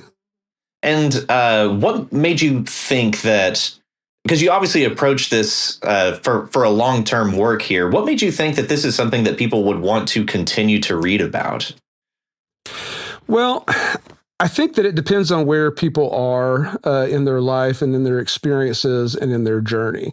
The thing that I think about is, I believe it was in the epilogue chapter of that particular work last week that you were both speaking about it and your initial reactions when I started writing it. And the initial reaction of Rachel was, this is hilarious, I love it from the jump. And your initial reaction, Matt, was skepticism, and I'm not sure that's something we should be talking about, so bluntly, or if at all, kind of poking light at a dark topic. And so, without losing my train of thought here, my goal in approaching it was to break that barrier, break that taboo. But the main difference between the reaction of a Rachel and a Matt is experience. As someone who has experienced any type of suicidal ideation or thoughts, or gone through even mental health and depression or anxiety issues, they know the struggle and how when you're in the midst of that struggle, you cannot see any light. Mm-hmm. However, once you get therapy, once you get treatment, you can look back and laugh at yourself and at others who felt and thought the way you did, at how ridiculous that notion was. Because of course, life is beautiful. Of course, life is worth living, and nothing can change that except for yourself. And what an idiot I was for ever even entertaining that thought. And I think that's the difference. And so that is the target audience, if you will, of folks who are either they've gotten past inner healing and they love a good laugh about that whole phase of their life, or trying to better understand someone in their family who's struggling with it. Okay. A quick follow-up to that. Now that you have kind of both of mine and Rachel's reactions to how we began this story, and now knowing that I'm totally on board with what you did with this work, is there anything that you would change about how you approached the start to Rachel's guide to, I guess, more encompass an audience that is skeptical of reading something about this? Yeah, I likely would expand the introduction and just make it clear from the very beginning that this is a work of satire and humor, and that, it is not actively poking fun at or trying to encourage someone to go that route in their life. So making that more clear, I think, from the jump. It was done with some funny warnings and things like that in the course of this challenge, but it would likely be expanded even further in a true written and polished form. Yeah, gotcha. I really, really definitely agree with what you said about the perspective thing, because it is like, if you have gone toe to toe with something, and spent a good bit of time sitting with it, then I feel like the topic becomes more approachable. Right. And so it's like having gone through some dark times. I do love to laugh at it, and it is therapeutic to laugh at it, even in a sarcastic, angry way. But it's just ways of dealing with it. And I would even say that I don't even look back and think, why did I ever think that? I look back and I'm like, yeah, I totally get why I thought that.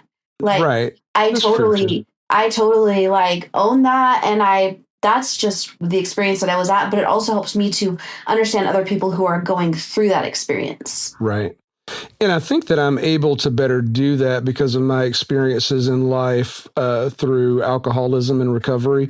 I've been sober now for over 12 years, but congratulations. Thank you.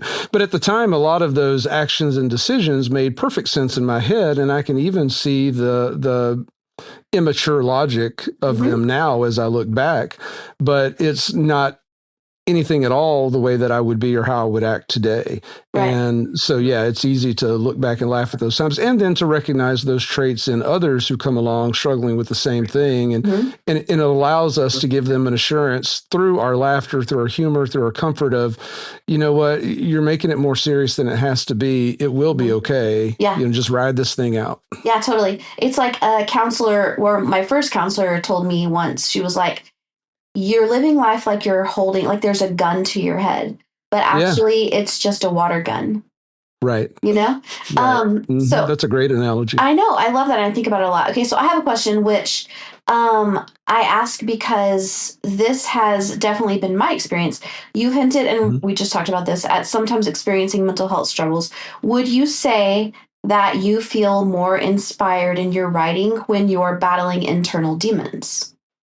For me, no. For me, when I'm truly battling the internal demons, I am usually not going to talk or write about it until I'm ready, at least ready to heal. And so in the midst of it, I stay so stuck in my own head that I'm not trying to compare what I'm going through to others. I'm not trying to seek comfort. I'm not trying to be open to the Spirit. I'm not trying to do any of those things because I'm just stuck in, this is the worst thing that could ever happen to anyone. Right. And then when I'm sick of that, usually with me, I get sick of that. And when I'm finally sick of that, I'm ready to take some action about it. And then I get ready to attack the problem. Yeah. And for me, this time, part of attacking the problem was writing Rachel's Guide to Suicide Success, ironically enough. Awesome. I love that.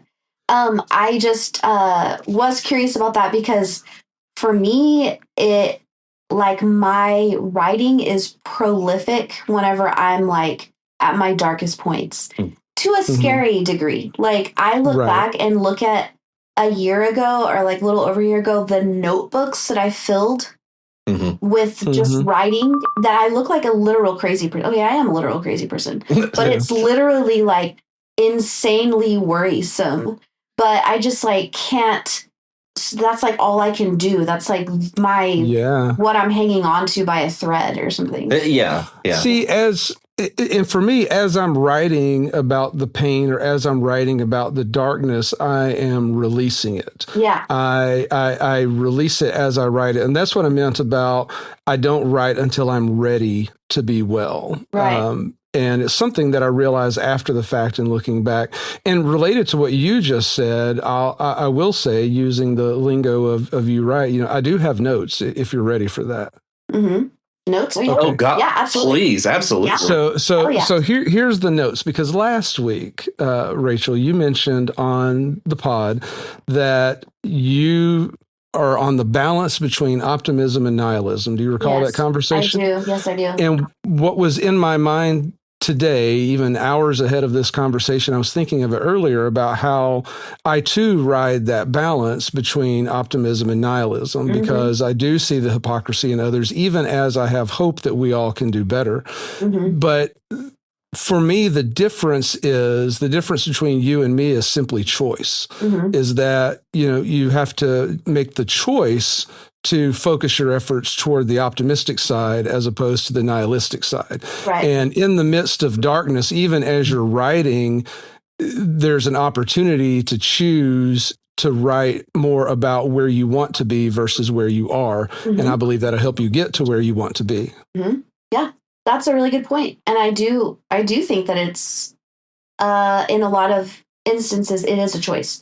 And it's like, whenever I kind of like embrace the nihilism, I'm like kind of doing it intentionally because it feels good, Like I don't want to let go of that. So it really does come down to a choice most of the time. Yeah, there's a quote, and I forget who says it, but it ends, I like it because it is bitter and because it is my heart. Yeah.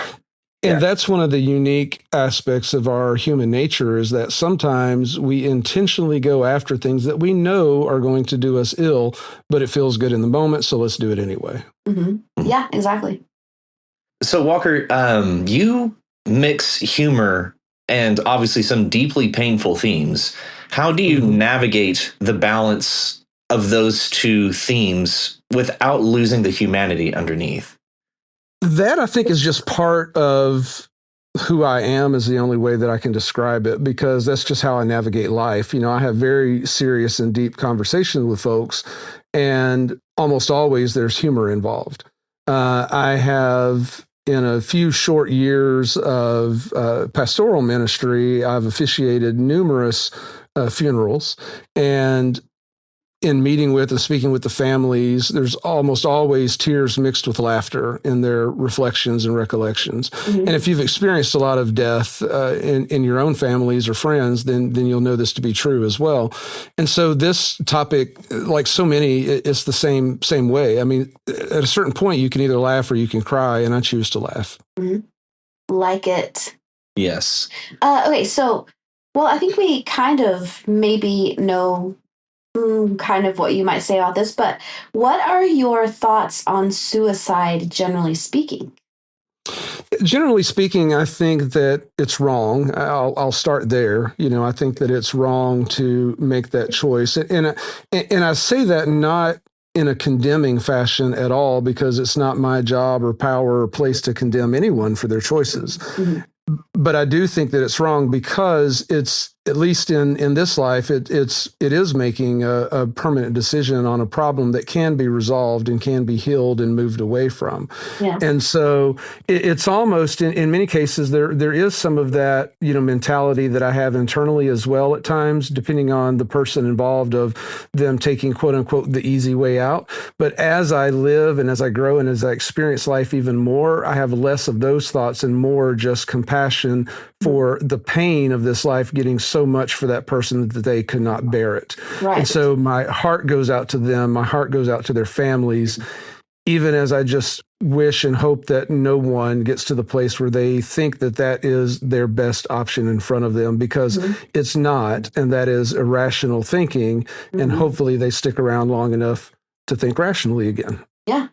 Was part of writing Rachel's Guide and the style that you use to show the illogic behind it, kind of the irrationality behind the methods 100%. And everything, because of the style that Rachel brings to it? Yes, 100%. It was following that same tone of that initial riffing conversation, in the podcast all those weeks ago, and then just kind of running with it and playing with it from there. And, because I am a nerd, as was the first thing Rachel pointed out. Thank you. Yeah. I've listened to every single episode of this podcast so far. Yeah. So. Yay. So have we. Yeah. Right. But yes, it was absolutely intentional to point out the ridiculousness of those options and all of the different aspects of it that people are not thinking about when they're in the throes of that moment. Like, what are you doing to your family? Even beyond having to clean up a mess. I mean, you're wrecking their life from then on out. Yeah, that was one theme that I really appreciated you returning to, was the unloved ones, and how you classify that and continue to play with that idea, and always calling back to the people you would be leaving behind. It was always very, very witty and funny, just the way you would frame it. But it also it's just a lingering theme back there, like you are leaving people behind. So I thought that was very, very well handled, and very effective in hindsight. In the moment, it doesn't strike you as anything, I guess, too pointed. But looking back on it, it's always there. It's always a theme in each story. And that's why I say that's the piece of just me that comes out, because that's just part of how I think and how I process, as I'm going through those things.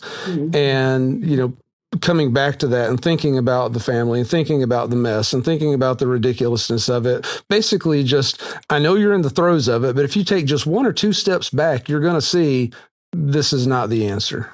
Mm-hmm. Yeah, that's a really hopeful, viewpoint. I do want to point out one thing, though, that just to make sure that everybody feels heard, which is that there are times where the pain is so unbearable that it has to, like, it's untenable. Like, you cannot survive. So it'll either change or you will self-destruct in some way. And it's not even there are points where it's not even a choice anymore. It's just, you don't have a choice. That pain has got to end in some way or another. So it's not always just a thing that you can, hold on for a little bit longer, or you're going to find. Sure. So I'm not definitely not encouraging anybody to commit suicide. I pray that everybody finds some lifeline somehow. Right. But there definitely comes a point where it's really out of your hands. It's really not a thing that you can, choose. Yeah, I was just going to add to that. I mean, because when you're talking about things like, chronic illnesses and diseases that have a lot of pain, or even you're talking about injury or different, whatever causes a lot of physical pain and things of that nature, or even the mental health and pain and the struggles, I've known people that their struggle was so great that their friends and family, even though they're hesitant and would never admit it out loud, you can tell that they were almost relieved that pain was over. Yeah. And that is a very real thing that's, I think, is not talked about enough for sure. And that's why even at the outset in talking about my thoughts on suicide, that's why I preface saying, for me, I feel that it's wrong. However, I would never and have never condemned anyone or their families for going that route for whatever factor they chose. Yeah. Okay, cool. Should we? Yeah, so I think we're going to wrap up our discussion on Rachel's guide about here. Do you have any closing thoughts or anything you want to let all of the listeners or us know about the story, or any directions you plan on taking it in the future?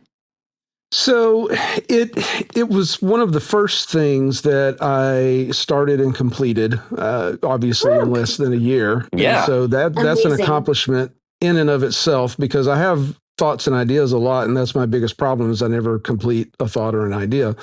And so this gave me the encouragement to keep going with that and leaning into the satirical style. As I believe we all know, if we're following along with the pod, I'm moving on to the next installment along those lines. And that, of course, will be Matt's Guide to Success in Life. And then after that, I've got plans for a third installment that will be centered around success in faith. And that'll be mine. Excellent. So we'll see where it goes. Yeah, so I think that's a perfectly good segue. I think we're going to move on into the discussion of your entry for the podcast this week, which is Matt's Guide to Success in Life, as you mentioned. Yes. And I just want to jump in right away. You mentioned just now, and also in a comment on the subreddit, that you are planning on doing a story called Walker's Guide to Success in Spirit. I can't remember. I think what I've landed on recently is Walker's Guide to Spiritual Success. That's it. Yeah. Yes. Yeah. So the reason I asked that is because the first thing that we get is Walker and Goins Audio proudly presents Matt's Guide. So is the plan to kind of keep this sort of metatextual thing going where everybody knows everybody? This is like some tiny publishing company, and then the publisher's like, you know what? I'm just going to do it myself. Yeah. Yeah, it's kind of a meta joke that I have. Some things I write just because they amuse me, and fair. It's one of those things that I just kind of find amusing, just kind of keep that audiobook theme kind of going, considering that it started along those lines and just kind of seeing it through.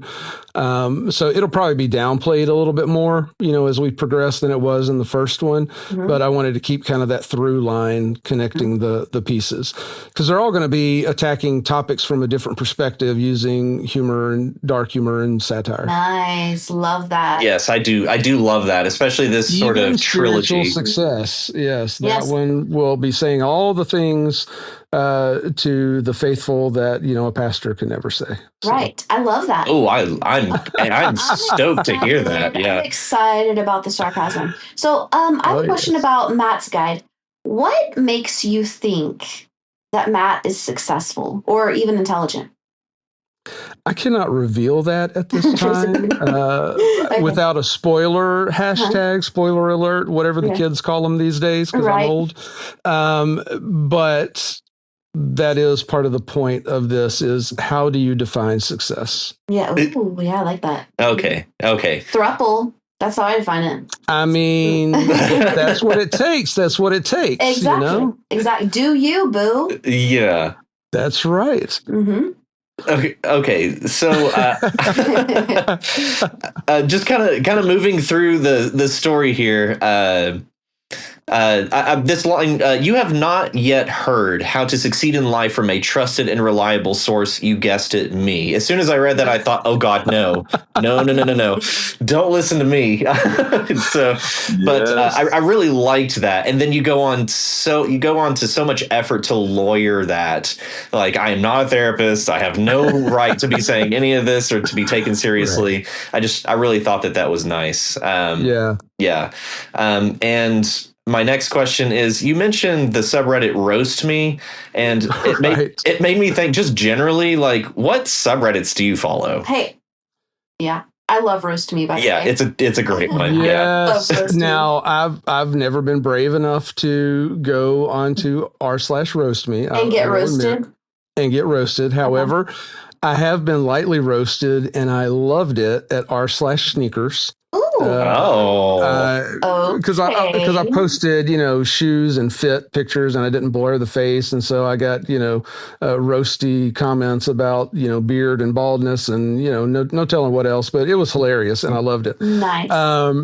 But then I'm also, the other sneaker related things you could think of, r/Jordans, r/sneaker fits, different things like that. So my personal passion is, I love sneakers. Obviously, I'm a sneakerhead, a collector. I wear them. It's not just for show, and I probably have 150 pairs of sneakers. Oh, so. Wow. Dang, dude. So you got like a sneaker museum, but you wear them. Okay. I was going to say, are they all like shelf queens, or do they actually get some streetwear? They all get streetwear. I believe in wearing the shoes are made for a purpose, and so you wear them. That could be a good side hustle, though. Like, rent out your shoes for a day or for a weekend. People do that with their clothing. Yeah, and sneaker reselling is a real thing where you try to get them at retail and then resell them for 2 or 3 times their value. I've never gotten into that. Yeah, I love that. Okay, but that just like inspires me. I actually think I'm going to go on Roast Me and get roasted. Oh, right on. Would y'all participate in the roasting? Oh, absolutely. Absolutely. So much ammo. Yes. If it doesn't pop up on the algorithm, you'll have to let us know. Oh, I will. We'll get it. Mm-hmm. We'll get it on the algorithm.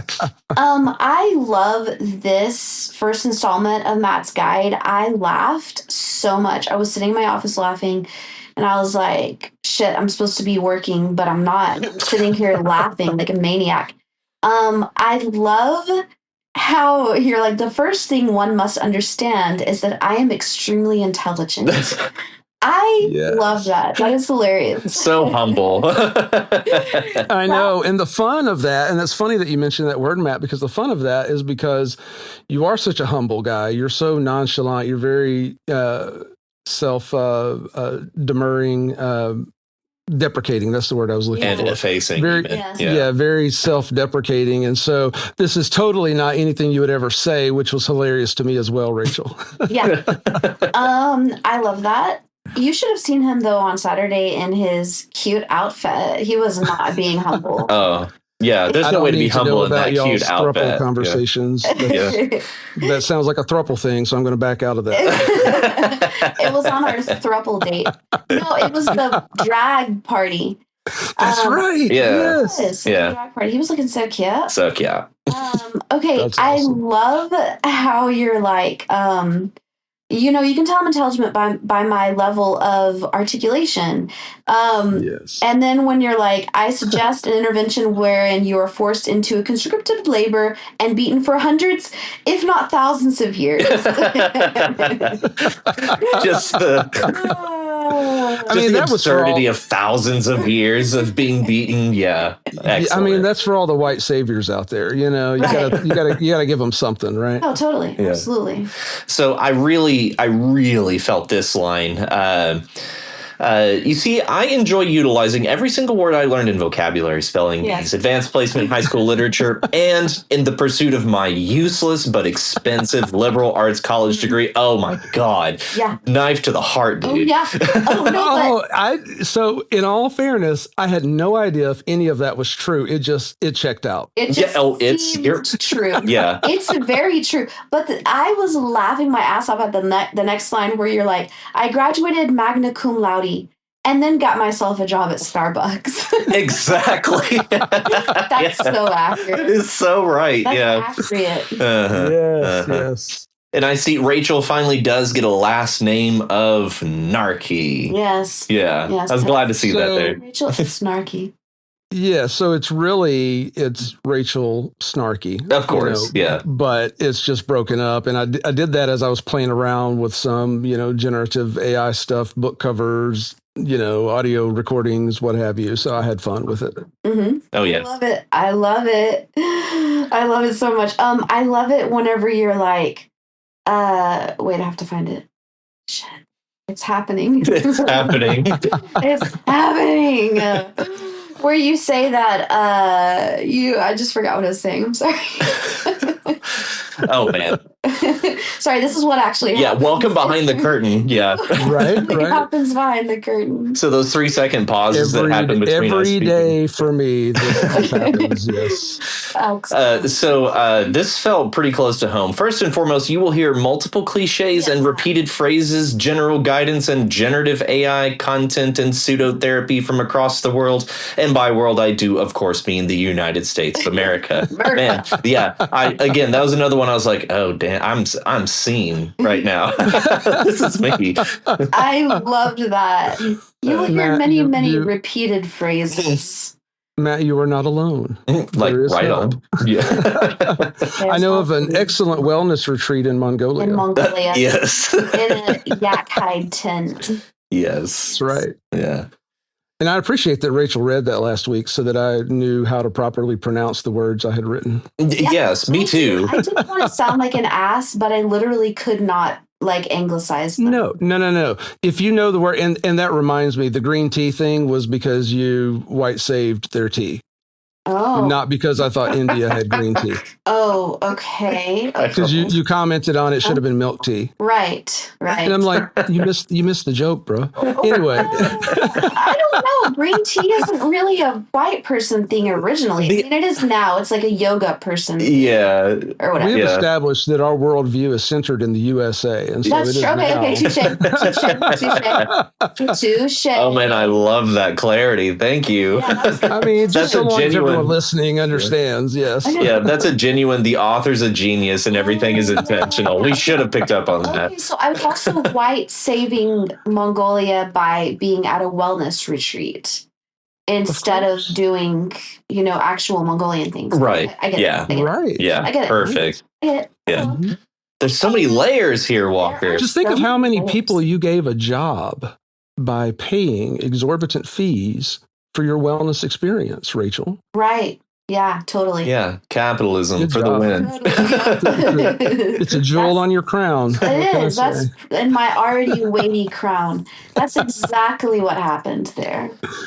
Yes. I do have some feedback from Kim. Basically, just her absolute adoration at Kim has been silent on this whole thing, so I'm certain there's a storm brewing there, a storm in red, white, and green. Oh, yeah. She adores I could that. not resist. I'm so glad Viva Mexico! Viva Mexico! Yes. I'm so glad that she picked up on that. That makes me happy. Yeah. Oh, yeah. That was beautiful. Oh, yeah. Beautiful. You literate bastard. You literally bastards. I love the part where it's like, after all, I have arrived at the pinnacle of success, having hosted 38 episodes of an original carbon copy of an older podcast full of wannabe writers. Myself included. Yes. Yeah. Which is fun because I used to do the old pod and challenge. So, yeah, it is fun. It is fun. I'm curious why is Matt typing on an old IBM Selectric? Why would he do that?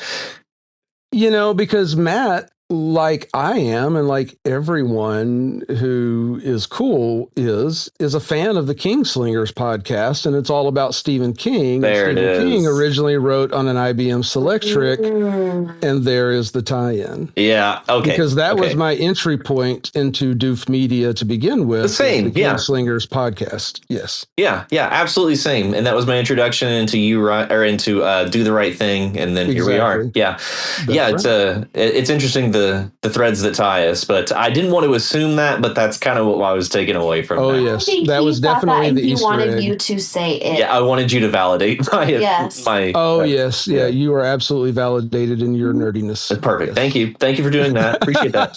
Yay, nerds for the win. That's right. I do see shades of Rachel still coming through here, especially the kind of scatterbrained, like turn my triumph into trauma. I mean, wait. So that's fun to see. Yeah. Well, when you're in a throuple, you just kind of rub off on each other, right? Oh, gross. Oh, absolutely. Gross. Like literally. Yes, literally. Yeah. That's I meant enough. that figuratively, and y'all are nasty. Okay, That's quite enough. I mean, well, never mind. Nothing. Nothing? No. You got nothing to say to that? Nope. Okay. All right. We'll just leave it there, I guess. Leave it there. Just draw your own conclusions. Well, I'm excited for the next installment of Being a Thruple. Yeah. Oh, I can't wait. Yeah, that's... yes. Yeah. Looking forward to it. It's going to be good. I've started working on it a little bit today, so... Given the nerdiness, of Matt, I have to keep that in the writing and in the piece. And so combining that and making sure that not only do you know what it means to be successful in a throuple, but you must also know the history of it. Because of course, isn't that a Matt thing to do? Oh yeah, absolutely. He's got to get the context in there. Yeah. Oh yeah. Yeah. Nothing. Yeah. Nothing left to the imagination. So here, if I may, I have one paragraph preview of the throuple chapter I can give you. Are y'all ready for this? I'm ready. Go right ahead. Take it away. Historically, the idea of non-monogamous triads isn't new. Ancient cultures had all sorts of polyamorous structures, though they rarely called it love and more often called it property consolidation or dynastic strategy. But in modern Western culture, we needed a new term for it, preferably something that sounds like a rejected Pokemon. Hence, throuple. You're welcome.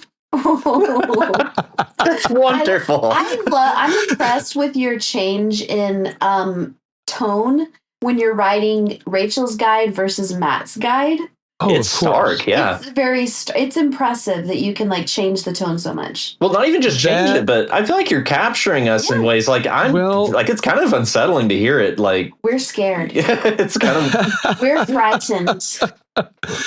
And that for me is going to be the biggest challenge of keeping this next one going, is not reverting back into either my own voice or my idea of Rachel's voice, because obviously I know it's not truly Rachel's voice, but that's keeping that tone the same is going to be the challenge. And so the challenge of this on each chapter is to give a nerdy explanation for it, and then Matt trying to break it down and simplify it for a fifth grader at the end, knowing that most of his readers are more stupid than he is. Right. So that's going to be kind of the gimmick of this one. So start out by using all the spelling bee words. Yes, he has to put that degree to work. Put that degree to work, and do all the repetition of the all the various phrases and cliches. Yeah, exactly. They all have to come out. Repetition of cliches, and then break it down. Yes. Yeah. We're going to have to break down being in a throuple to a fifth grade level. That's right. Listen, that's kids. Right. Yeah. Okay. All right, cool. Perfect. So it's gonna be fun, and I'm looking forward to it, and I'm hoping that my own thruppies enjoy it. So. Oh, okay. So you're in a throuple too. That's exciting. More on that later. It's kind of a running joke. My wife and her best friend. So that's what gave me the idea for all this. Oh, excellent! There's the context we needed. Thank you. Yes, they give me great content. She's got my wife has as European descent of a best friend as you can get, a redhead, and so we all have fun together in totally a non-thruplish way, but that's the running joke. Right. Sure, yeah. Is that what they're calling thruples these days? Non-thruples? I mean, you tell me. All I know is what I call it. Okay. All right. Fair. Oh, excellent. Absolutely. Well, hey, Walker, do you have any questions for us? Yeah. Lay it on us. I guess one question that I would have is, because I don't know if you guys have had a guest on before that was a contributor of the challenge, other than playing some audio that folks have recorded. I've heard that. I don't know. So I don't know that we've had a chance to really ask you guys questions directly like this. But one thing that I would ask is, what makes you love doing this pod? Like, why do you both do it? Do you want to go first? Sure. Well, this was actually Matt's idea, and he approached me with it, and I was like, hell yeah. I love it because I love literature, and I also love talking and, getting attention by being on a podcast. Yeah. So we know. That's not lost on anybody. Right. And, I have got a lot of background in literature and things like that. And so I think that's probably why Matt approached me about it. And he knows that I am weird and may make things somewhat interesting in a way. I don't know. I would say even entertaining. Yeah. Oh, thank you. Thank you so much. Yes. Yeah. So that's why I'm here, but why I love it is just because the same reasons. I love reading. I love the community, which is something that I did not expect. I didn't really anticipate that part of it, but just a community among the writers is super fun, and just getting together every week. And I feel like it's therapeutic for everybody. Like for us, the writers, everybody. I just feel like we're all helping each other along, somehow. Right. And it's fun. Totes fun, bro. It's totes fun. Well, I guess my side of that, the reason I love it is basically all the same reasons Rachel mentioned. Plus, I'd actually mentioned this to Kim the other day. Life is hard sometimes, and it's stressful. It can be a lot. It can be a lot of it can just weigh on you throughout the day. And the one thing that I've noticed over the months of doing this podcast is this is absolutely therapeutic. Mm-hmm. This I basically described it as a cold salve on the burn of my day as this podcast. It's so relieving. We can just come in here and we can just talk, and we can just discuss these things. We have a great time every week. It's true. And so it's just fun. It's so much fun, and to be able to bring any amount of joy or even some growth to writers, amateur or otherwise, it's so rewarding. It is. And I just love that we can be any part of this. Exactly. Amen. Even if I was just on the writing side and submitting it to other hosts, for Do the Right Thing, it was just as therapeutic just to be even a small part of that project. It was very, very gratifying, and so I wanted to continue that, and that's really why I love it. The community is wonderful. You guys have been absolutely just stellar representation and so consistent, way more consistent than I ever was on Do the Right Thing. So y'all are amazing. Yeah. Well, I tend to be a little bit obsessive, so once I start something, I tend to keep doing it, very, very very habit oriented. And so but it is all of the things that you said, it's a great release and a great outlet for creativity, which is why it's so meaningful to me. Amen. The only other question that I would have for you all is that, because I always like to put people on the spot with this question, is what is your favorite position? Something that we don't know about you that might be somewhat shocking? Something you don't know about us that might be considered shocking. Okay. Or just surprising, not necessarily shock value, just surprising. I just had a thought about something that surprised my boyfriend a couple of days ago, but then I realized I can't share that. Okay. Okay, hold on. Something surprising. Something surprising. Is it surprising that I drive a Subaru? Not at all. Okay. He's like, no, I don't. No, that totally tracks, actually. Checks. I mean, if you said a Dodge Ram, I'd be shocked. Well, for a long time, I drove a Chevy Silverado. It's not the same thing. It's really not. Yeah. And you're in Texas. You know this. Yeah. Desperado. Oh my God, this is tough. Okay, wait. I have something, but it's kind of boring and maybe not surprising. I like to bake. I bake a lot. That is surprising, though. Oh, yeah, that is I felt like something related to domesticity would be surprising. Yeah. That is somewhat surprising, but the real question is, what was in those brownies that you ate? That's a Rachel's Guide reference. Yes. That's a secret. Oh, okay, good. Trade secret. That's a trade secret. I can't tell you that. Yeah. But no, that is surprising because I would not have pegged you as a baker. I wouldn't have either. But but the other day, I mean, I used to bake like a lot more, but the other day I like brought a cake to work and this one guy was like, "Do you bake like every weekend?" I was like, "Me? Maybe I do." Maybe. Like, wow, how lame. But yeah, I guess I Now, if the question was, do you bake every weekend, that might have different connotations. Oh, right. I would answer that a different way, but right. we'll true. move on from that. Yeah. That's true. That's a whole nother story. Yeah, that's a whole other conversation. We got to shut off the microphones for those. Right. Yeah. Okay, Matt, it's your turn. Absolutely. I still haven't thought of anything. I'm terrible at sports. That's not surprising. The only sport that I am actually pretty dang good at is racquetball. I can get down on some racquetball. Beyond that, I think I'm just as stereotypical nerd as they come. Yeah. I don't know about that, though. And see, that's part of that self-deprecating side coming through, because I was pretty shocked last week to hear you were rewiring a whole house. Oh no, just a kitchen. But yeah, I can rewire a whole even house. So, I couldn't do a wall, much less a room. So I was pretty shocked by that. He rewires like a boss. He has done like all of the electrical stuff at my house. Yeah, that's true. Yeah, I guess professionally, I do low voltage, everything for custom homes here in Texas, which if you know Texas, it sprawls. So I'm used to very, very, very large projects. So if that's surprising, crazy. That's awesome. I never talk about work. Yeah. That's awesome. Yeah, I did think that was a little surprising, just, with everything else that we've heard and would know about you by context. It seems very manly, macho, if you will. Oh, that's why. Yeah. Okay. It's your beard. Okay. I didn't want to say that. Thank you, Rachel. I was trying to be nice. I knew that's what you were getting at.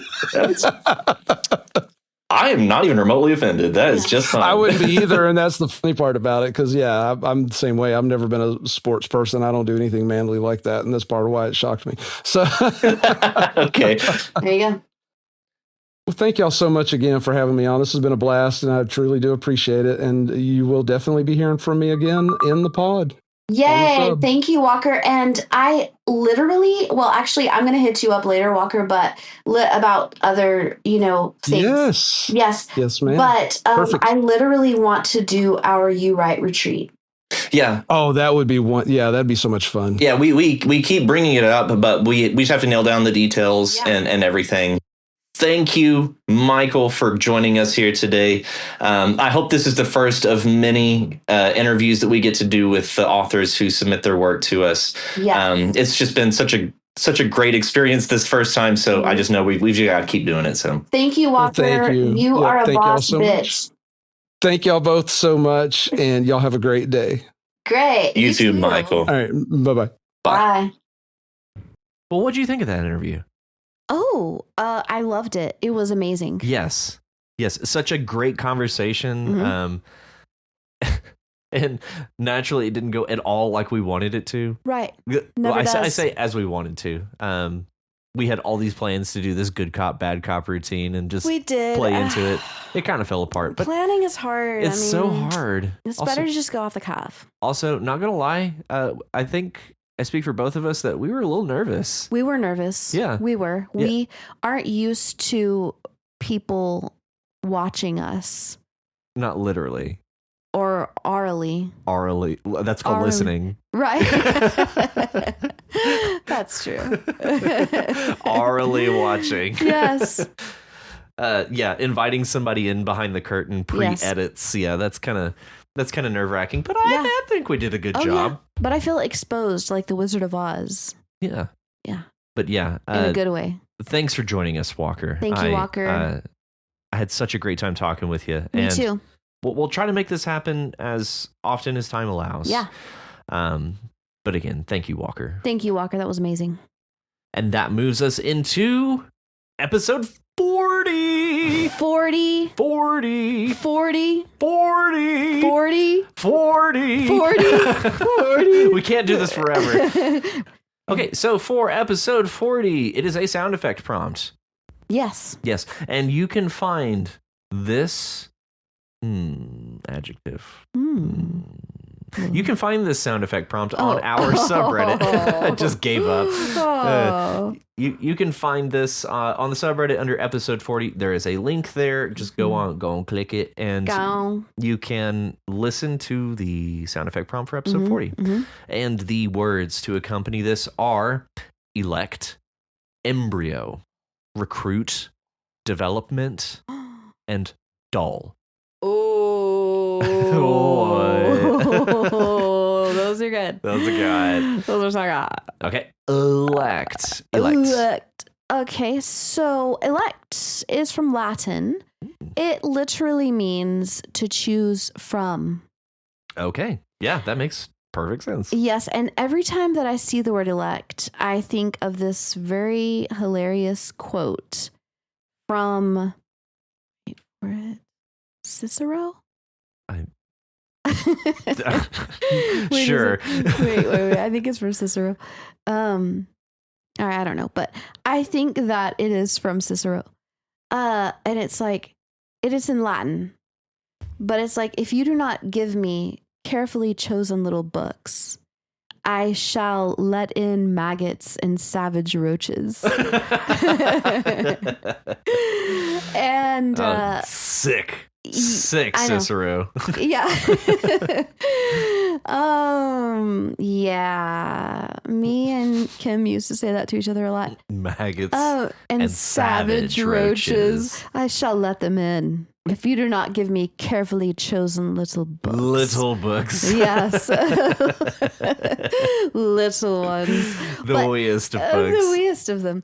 But chosen is from that. Chosen. That's why I think of that. So elect is only a verb. You're right. Yeah.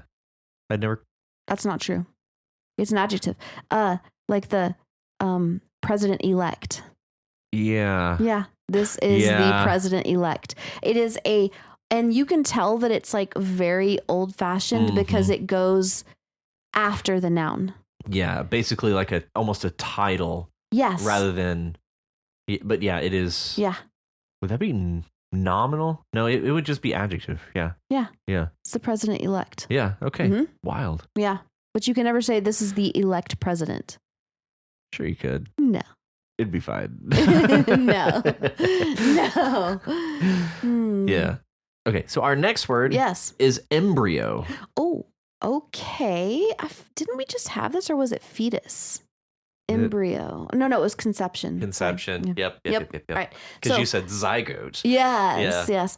Embryo. Okay. So, I think that embryo is a stage that happens after the zygote. Okay.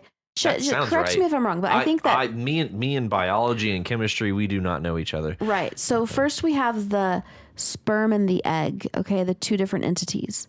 And then after they come together, I believe that is the zygote.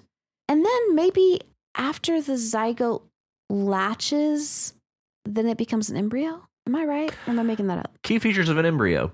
Early development. The embryo represents the initial stages of development, starting from the fertilized egg or zygote. Yes. Formation of basic structures. During the embryonic period, the embryo develops the fundamental body structures and organs, including the brain, spinal cord, heart, limbs, internal organs.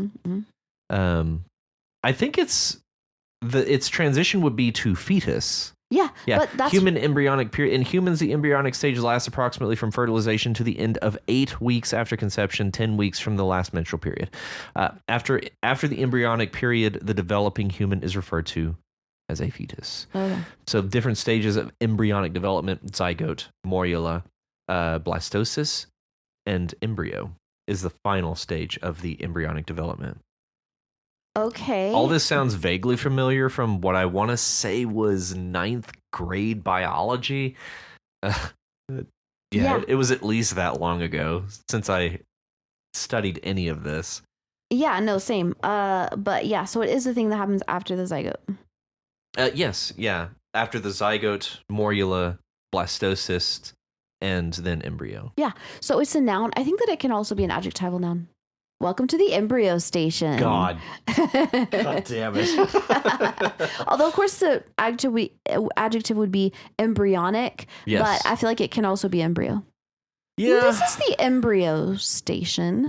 Just I don't know, for some reason I'm like imagining a tour at Jurassic Park. welcome to the embryo station. Yes. Yeah.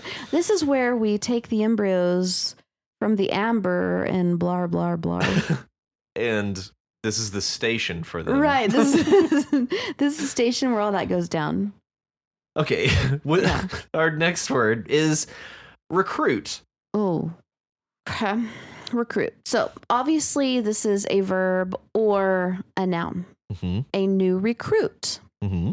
Yeah. Let's go recruit some people. Yeah. It's like to, get them to join your team. Yeah. To sign them up. Enlist. Enlist. There you go. Mm-hmm. Mm-hmm. You could be a recruiter. Yeah. Person who recruits people. Yeah. Recruiter. Yeah. That's kind of all I have to say about that. Yeah. No need to dwell. No. How about our next word, development? Oh, okay. This goes along nicely with embryo. Mm-hmm. Mhm. It develops into an embryo. Yeah. Right. The development of an embryo. Right. Development is a noun. It's got that telltale noun suffix meant. Yes. Mm.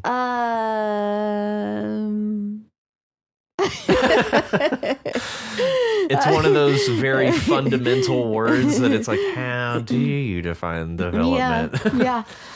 Something that moves from one thing to the next in a Right. natural order. Sure. Or just in a gradual order. Well, you could have unnatural development.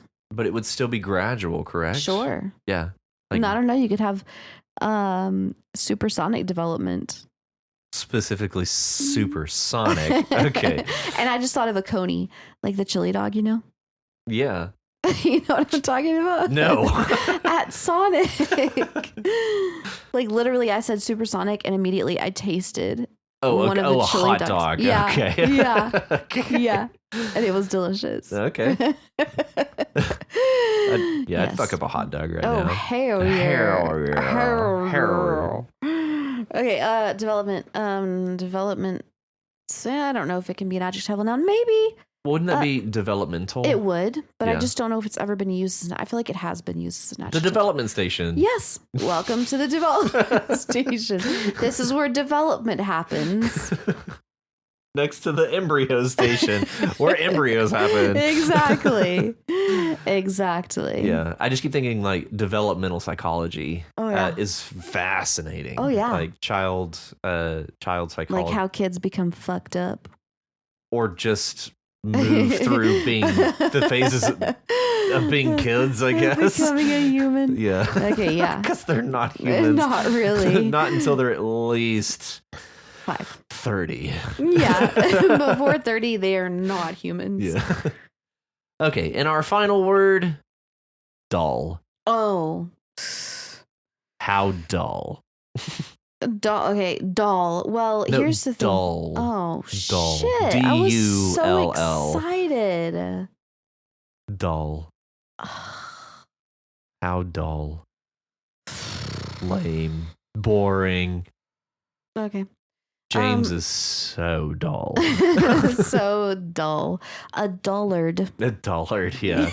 We should Have bring you ever that back. seen Dairy Girls? Yeah. What is his name? Oh, he's the brother to the granddad. Uncle Colm. Oh, Uncle Colum. Yeah, he is dull. Okay. Like, is it the stories that he tells are just so Dull. damn boring, and everybody's like, "Oh, don't trap me in here with him. Yeah. I can't listen to another story." Yeah. Because then I told him Well, you see, that time that I went over, well, was it a Tuesday? I think it may have been a Wednesday. Please stop. Yeah. It's just Oh. so dull. Okay, yeah. I know the type. Oh, I know the type. Yeah, dull. Dull. Dull's an adjective. I don't think it can be a verb. Let's go dulling. Let's go dulling. Oh, so dulling. Here we go, a dulling. Yeah. Dull can also be I think it may be a scientific term that refers to low albedo. Albedo? Albedo reflectivity. Oh. Like how light reacts with an object. Okay. So something can be dull. Yeah. So that it has a lower or a certain type of albedo, I believe. Oh, interesting. Never even heard the word albedo. No? It is No? kind of a weird one. Albedo. Albedo. Albedo refers to the fraction of solar radiation that a surface reflects with the remaining energy absorbed. So yeah, it's all about reflectivity. Interesting. Well, I do know that alba in Latin means white. Ah, yeah. So I bet you that's related. Yeah, it probably. Yeah. Sure. Yeah. Isn't white the color that like reflects all colors? It contains all colors. It contains them. Okay, and black is an absence of all Well, colors. shit, I don't know. Okay, so dull also can mean not sharp. Yes. Mhm. Yeah. Like a dull blade. Yeah. And it can also mean stupid. Yeah. Mhm. Not the sharpest knife in the drawer. Exactly. Yeah. Yeah. Not the brightest crayon in the box. Right. Yeah. Yeah. Okay. So those words again are elect, embryo, recruit, development, and dull. If you want to be like these wonderful writers and submit your story to You Write, head on over to our subreddit at reddit.com/r/YouWritePod. If you're unable to submit a story this week, that's fine. Yeah. You can help out by reading and commenting on other people's stories. And each time you post a story or leave a comment on someone else's submission, you increase your chances of having your story read on the podcast. You can also reach us at yourightpod@gmail.com. Yes. And if you like our show and want to help support us, consider donating to our Patreon at patreon.com/YouWrite.